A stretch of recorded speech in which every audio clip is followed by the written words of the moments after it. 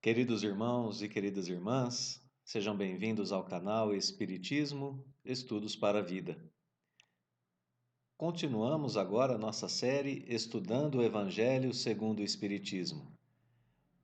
Estamos estudando o capítulo 11 do livro, que tem o título Amar o Próximo como a Si Mesmo. Agora estudaremos o item Dai a César o que é de César. Esse item é composto por três subitens. O subitem 5, que corresponde a uma passagem do Novo Testamento, e os subitens 6 e 7, que trazem as explicações de Allan Kardec sobre essa passagem do Novo Testamento, cada um deles com um parágrafo cada. Em resumo, nós vamos dizer que o item ensina a nos colocarmos na posição de quem observa os seus deveres e os cumpre, sem hipocrisia, de forma justa, respeitando os direitos de todas as pessoas. Para falarmos um pouquinho sobre o aspecto de continuidade da obra, nós lembramos que estudamos no item anterior o maior mandamento, estudamos também que o sentimento de amor nasce no exercício desse mandamento e fundamentado também no perdão, na caridade e no combate ao nosso egoísmo. Muito bem, esse item que estudaremos agora continua a desenvolver o mesmo tema, nos ensinando que para construir o amor em nós, devemos somar ao perdão e à caridade o cumprimento de nossos deveres, tanto dos deveres terrenos quanto dos deveres espirituais. Então, traz essa nova informação para todos nós. Vamos agora, então, à exibição da passagem do Novo Testamento que nós temos para o nosso estudo. Essa passagem diz que os fariseus, tendo se retirado, conversaram, entenderam-se entre si, né, para enredar Jesus com suas próprias palavras. Eles pensaram em um plano para fazer Jesus se complicar com aquilo que ele houvera dito. Mandaram então seus discípulos, em companhia dos herodianos, dizer-lhe as seguintes palavras: Mestre, sabemos que és veraz, que é verdadeiro, né? E que ensinas o caminho de Deus pela verdade, sem levares em conta a quem quer que seja, porque nos homens não consideras as pessoas. Dize-nos, pois, qual a tua opinião sobre isto? É-nos permitido pagar ou deixar de pagar a César o tributo? Então, aqui nessa primeira passagem, né, o texto continua, nós o separamos em duas partes porque é um pouquinho longo, então a gente separou. Mas o texto continua. Nessa primeira parte, a gente vê que já existe uma intenção de prejudicar Jesus com essa pergunta. Já era algo pensado, né? Essa intenção de prejudicar Jesus. E aqui nós temos uma outra coisa interessante que talvez essas palavras, né? Disseram a Jesus: Nos homens não consideras as pessoas. O que eles querem dizer com isso, né? Não considerar as pessoas significa não considerar sua posição social, a sua riqueza, etc. Todas as circunstâncias que envolvem a personalidade terrena. Jesus não considerava isso. As coisas aqui da terra. Ele considerava o espírito imortal, não a pessoa. Ele considerava aquilo que que o espírito era em sua natureza. Ele não considerava se ele estava senador romano, se ele estava fariseu, se ele estava herodiano. Ele considerava o espírito. Não considerava se ele estava doente ou são do corpo ou da alma. Jesus considerava o espírito imortal, não a sua situação aqui na terra enquanto uma pessoa, enquanto alguém encarnado em uma certa posição ou com um certo cargo. Era isso que queria dizer. Bem, mas continua o texto dizendo que Jesus lhes conhecia a malícia e respondeu da seguinte forma: Hipócritas. Hipócrita é aquele ou quem demonstra uma coisa enquanto sente outra, enquanto pensa outra. Né? Uma pessoa que dissimula a sua verdadeira personalidade, disfarça, né? Uma pessoa que não é verdadeira. Então, se eles chamaram Jesus de veraz, Jesus os chama de hipócritas. Jesus responde assim, né? Hipócritas, por que me tentais? E aí aquela famosa passagem onde Jesus pede para que lhe seja apresentada uma das moedas que servem de pagamento ao tributo. Então essas pessoas apresentam um denário a Jesus e Jesus pergunta, o denário era a moeda. De quem são esta imagem e esta inscrição? E eles respondem a Jesus, são de César.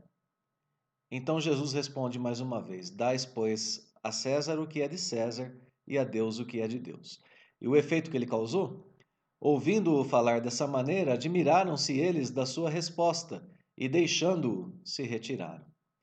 Então aí a gente agora fecha essa passagem do Novo Testamento e a gente pode fazer alguns comentários sobre ela, né?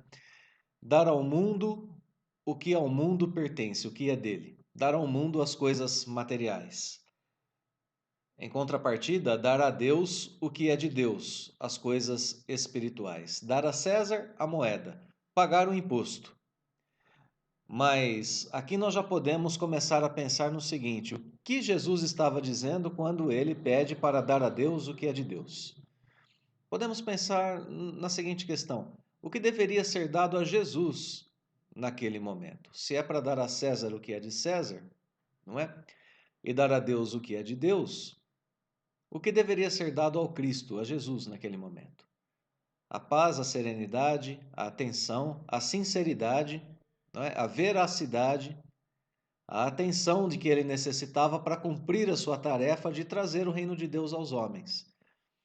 Não atacá-lo com questões repletas de segundas intenções, os nossos sofismas, né, as nossas desculpas. Isso também era equivalente a dar a Deus o que deveria ser dado a Deus naquele instante, pois Jesus era seu representante nesse momento, né? Ele dizia que ele era o representante de Deus na terra naquele momento. A questão principal aqui é a hipocrisia. Hipocrisia que toma conta de nós quando nós conhecemos nossos deveres para com Deus e para com o próximo e, no entanto, usamos de algumas desculpas para não cumprir esses deveres. Então a gente precisa prestar muita atenção nas nossas atitudes, quando a gente conhece aquilo que a gente deve fazer, mas a gente não faz, arrumando ali algumas desculpas, arrumando algumas situações que nos excusam, né? Nos livram só na nossa própria imaginação, né? De termos que fazer aquilo que é nosso dever. E pensarmos um pouquinho também que nós temos diversos representantes de Deus hoje em dia em nossas vidas. É sim, temos sim. Esses representantes de Deus são todas aquelas pessoas que fazem o bem, que estão dispostas a agir no bem, que estão dispostas a serem caridosas, a perdoar, a nos orientar pelo bom caminho a ser seguido. Bem, quando fazem isso, é claro que espíritos imperfeitos não são representantes de Deus o tempo todo, não é? Apenas quando estão empenhados no bem. Mas é claro que quando essas pessoas fazem isso, nós temos também que devolver a elas aquilo que Jesus pedia, né? A atenção, a humildade de ouvi-las, estarmos dispostos a aprender com elas, a seguir aquilo que elas estão dizendo. O mesmo compromisso diante do Evangelho, diante dos ensinamentos espíritas, né? Dar a Deus o que é de Deus, seguir os ensinamentos cristãos, os ensinamentos espíritas. Muito bem, vamos então aos comentários de Kardec, porque ele vai elucidar ainda mais alguns pontos importantes dessa passagem do Novo Testamento. O codificador começa dizendo que a questão proposta por Jesus era motivada pela circunstância que os judeus viviam naquela época, né? Eles abominavam o tributo, aquele imposto que era pago aos romanos. Então, eles haviam feito do pagamento desse tributo uma questão religiosa. Isso é o que Kardec primeiro nos elucida aqui. Numeroso partido se fundara contra o imposto. O pagamento deste constituía, pois, entre eles, uma irritante questão de atualidade, sem o que nenhum senso teria a pergunta feita a Jesus, né? Se era lícito pagar ou deixar de pagar o tributo. O que se deve fazer, né? Mas como se havia se transformado numa questão religiosa, eles queriam que Jesus dissesse sim, é lícito pagar ou não, não é lícito pagar, porque dependendo da resposta de Jesus, havia nessa pergunta uma armadilha. Então, dependendo da resposta de Jesus, aconteceria isso que está na sequência do texto, né? Contavam os que a formularam, os que fizeram a pergunta, poder, conforme a resposta, excitar contra Jesus a autoridade romana ou os judeus dissidentes. O que isso quer dizer? Quer dizer o seguinte: se Jesus dissesse paga o tributo, é necessário pagar o tributo, ele teria contra ele esses judeus que estavam revoltados contra o tributo. Mas se ele dissesse não paga o tributo, ele teria contra ele os romanos. Por isso a questão era uma armadilha. Mas Jesus, que lhes conhecia a malícia, contornou a dificuldade, dando-lhes uma lição de justiça, com o dizer que a cada um seja dado o que lhe é devido. Então, nessa passagem, primeira coisa, Kardec explica qual era a dificuldade na qual Jesus se encontrava e o modo como ele a contornou. Ele só podia contornar, só um espírito superior, né? Só um espírito da envergadura de Jesus poderia contornar essa questão da forma como ela foi contornada. Ele trouxe um ensinamento ali que superava e que se colocava acima dessa questão que os judeus colocaram, né? De transformar uma questão de imposto, uma questão terrena, uma questão mundana, em uma questão religiosa. Os judeus misturaram as coisas para usar da tal da hipocrisia que foi dita agora há pouco, né?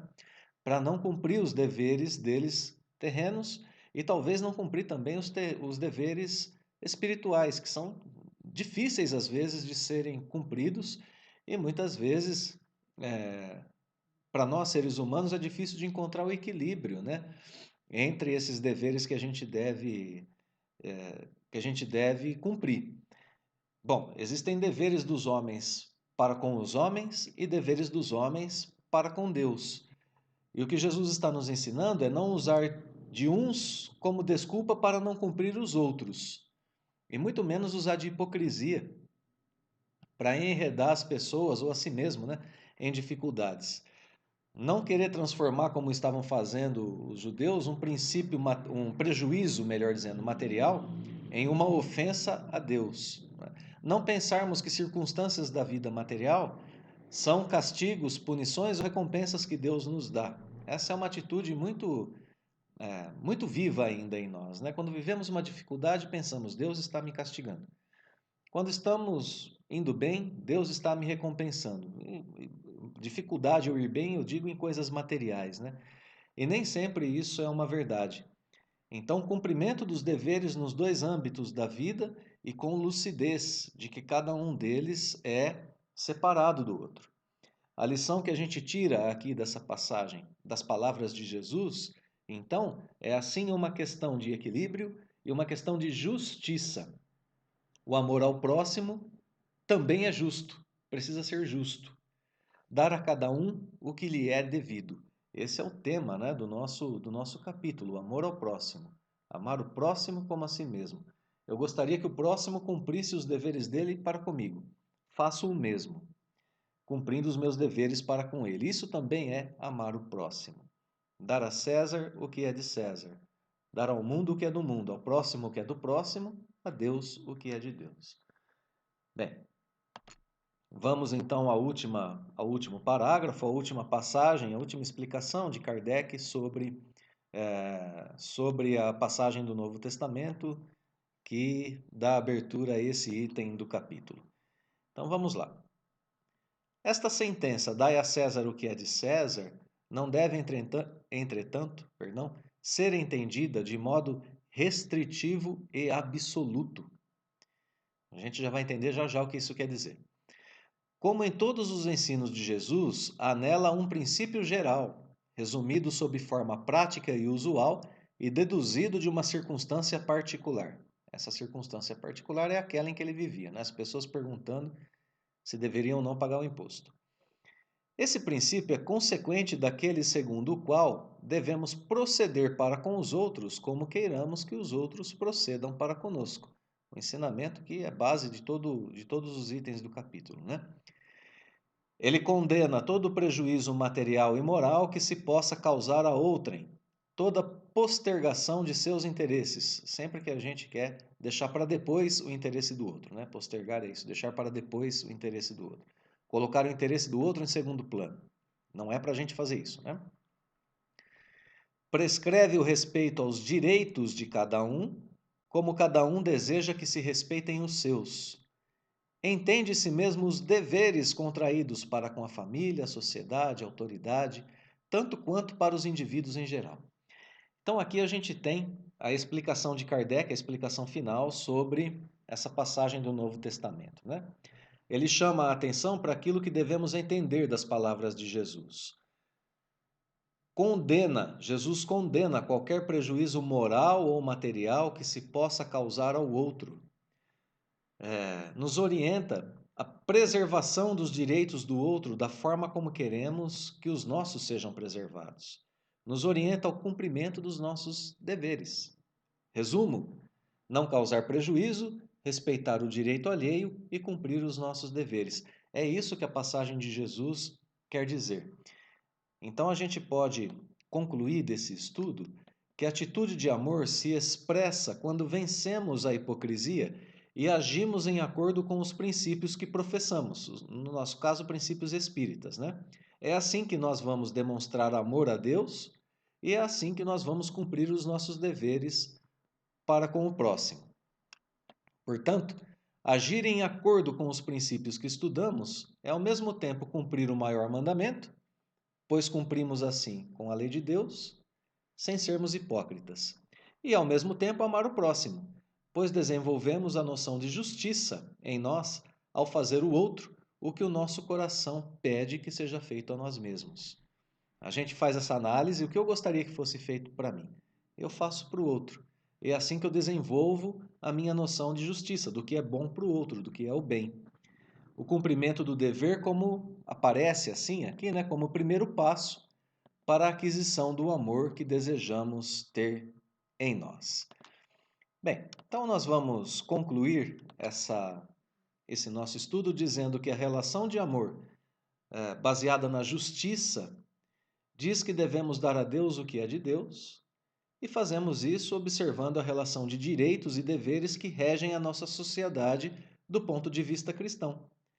Assim, eu dou à minha família o que é da família, o que ela precisa ter de mim, a minha presença, o meu companheirismo, o meu respeito, o meu amor, a minha fraternidade.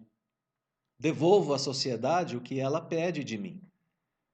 O que a sociedade pede de mim? Devolvo ao meu ambiente profissional o que ele pede de mim, o meu profissionalismo, a minha fidelidade a ele, a minha presença. E assim eu vou fazendo, vou cumprindo com meus deveres nos diferentes âmbitos da minha existência. No ambiente familiar, no ambiente da sociedade, em relação à autoridade, as autoridades que nós temos que obedecer em todos os lugares da nossa vida, em todos os âmbitos da nossa vida, a sociedade em geral.